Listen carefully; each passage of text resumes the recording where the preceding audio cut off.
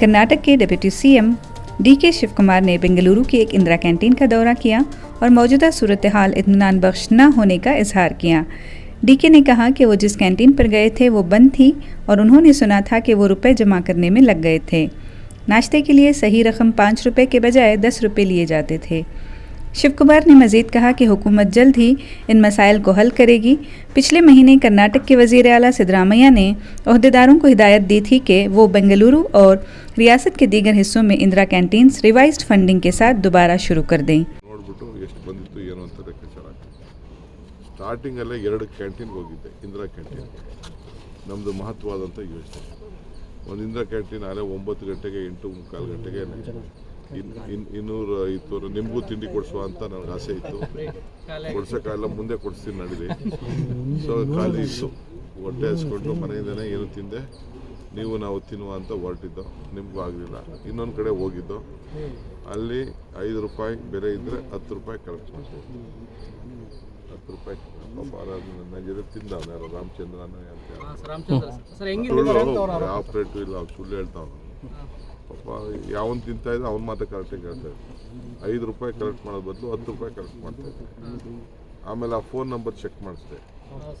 ಆ phone number ನಿಮಗೂ ಸಿಕ್ಕಲಿಲ್ಲ, ನಮಗೂ ಸಿಕ್ಕಲಿಲ್ಲ ನಂಬರು. ಸೊ ಇಷ್ಟೆಲ್ಲ ಕೂಡ ಇದೆ. ಇದನ್ನು ಭಾಳ ವರ್ಷದಿಂದ ನಡ್ಕೊಬಿಟ್ಟು ಬರ್ತಾ ಇರೋ ವ್ಯವಹಾರ ಇದು. ಎಷ್ಟು ಜಲ್ದಿ ಯಾವ ರೀತಿ ಸ್ಟ್ರೀಮ್ ಲೈನ್ ಮಾಡೋಕ್ಕೆ ಸಾಧ್ಯನೋ ಕಂಪ್ಲೀಟ್ ಮಾಡ್ತೀನಿ. ಗಮನ ಅಲ್ಲ, ಎಲ್ಲ ರಿಪೇರಿ ಮಾಡ್ತೀನಿ, ಎಲ್ಲ ರಿಪೇರಿ ಮಾಡ್ತೀನಿ. ಎಲ್ಲರಿಗೂ ಕೂಡ ಜನಪ್ರತಿನಿಧಿಗಳು ವಿಸಿಟ್ ಮಾಡಬೇಕು, ಬೇರೆಯವ್ರಿಗೆ ಮಾಡಬೇಕು, ಅದಕ್ಕೆಲ್ಲ ವ್ಯವಸ್ಥೆ ಮಾಡ್ತೀವಿ. ಅದಕ್ಕೆಲ್ಲ डीके शिव कुमार ने बेंगलुरु में सॉलिड वेस्ट मैनेजमेंट के मसले को हल करने के लिए वेस्ट मैनेजमेंट मराकज़ का भी दौरा किया और कहा कि बेंगलुरु में सॉलिड वेस्ट मैनेजमेंट का मसला हल करने की ज़रूरत है। उन्होंने अहदेदारों को हिदायत दी कि वो कुछ ऐसे इक़दाम करें जिससे इस मसले को ख़त्म किया जा सके। उन्होंने मज़ीद कहा कि वो जल्द ही कुछ लैंडफिल्स का भी दौरा करेंगे। ನಾನು ಇವತ್ತು ವೇಸ್ಟ್ ಮ್ಯಾನೇಜ್ಮೆಂಟ್ ಬಗ್ಗೆ ಕೆಲವೊಂದು 3-4ಗೆ ನಾನು ವಿಸಿಟ್ ಮಾಡಿದ್ದೀನಿ. ಯಾವ ರೀತಿ ಮಾಡ್ತಾ ಇದ್ದಾರೆ ಅಂತ ಯೂನಿಟ್ಸ್, ಇನ್ನು ಬೇರೆ ಫಿಲ್ಲಿಂಗ್ ಜಾಗಗಳೆಲ್ಲ ಬೇರೆ ಇದೆ, ಅದಕ್ಕೆ ಬೇರೆ ಸಪ್ರೇಟ್ ಹೋಗ್ತೀವಿ. ನಂಬರ್ 1. ಎರಡನೇದು, ನೀವು ಆನೆ ಗಮನಿಸಿದ್ದೀರಿ, ನಾನು ಇಲ್ಲಿ ಸರ್ಕಾರ ಮಾಡಿರೋಂಥ ಜಾಗಗಳೆಲ್ಲ ವೇಸ್ಟ್ ಟು ಎನರ್ಜಿ ಮಾಡ್ತೀವಿ ಅಂತೇಳಿ ಅವ್ರು ಯಾರು ಜವಾಬ್ದಾರಿ ತೆಗೆದುಕೊಂಡವರು ಮಾಡಿಲ್ಲ. ಎರಡನೇ ವಿಚಾರ, ನಮ್ಮ ಅಧಿಕಾರಿಗಳು ಯಾರು ಇನ್ಸ್ಪೆಕ್ಟ್ ಮಾಡ್ತಾ ಇಲ್ಲ, ಕೆಲವರು ಮಾತ್ರ.